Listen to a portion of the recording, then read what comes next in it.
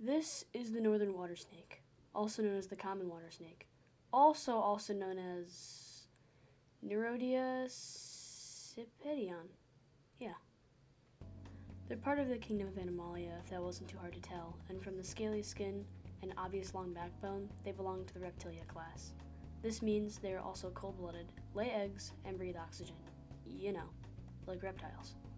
At max, these guys can be around 135 centimeters, 4 feet 5 inches in size, but more commonly, they're around 81.4 centimeters, 2 feet 8 inches for females, and 69.6 centimeters, 2 feet 3.5 inches for males. Yes, the females are larger than the males, which is actually common for most species of snakes.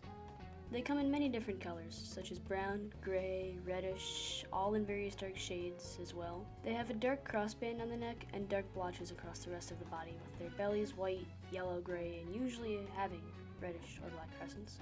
Because of the similarities in appearance that they have to the venomous copperheads and cottonmouths, most people actually mistake the northern water snake for either species and fear them. In reality, northern water snakes are relatively harmless and their bites aren't that bad.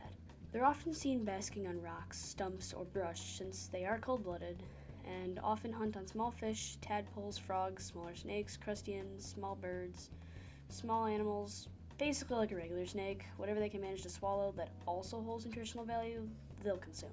They originate in the eastern U.S. states, residing in the riparian ecosystems along various riverbanks. They're also found in various freshwater habitats, ditches, ponds, lakes, and wetlands, and are most known for being located in the South Platte, Powell Platte, something like that, River and the Arkansas River.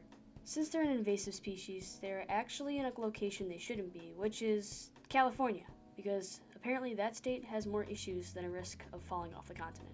It's believed they came to California originally in the pet trade, and since they excrete a foul-smelling musk when bothered, they were more than likely released into the wild by people who were sick of them making their houses smell. This is obviously a bad thing, since as you can guess, they aren't originally from California and therefore throw off the entire balance of the ecosystem. They compete with the local giant garter snake, an endangered species, and threaten vulnerable fish and amphibian species through excess predation and hunting.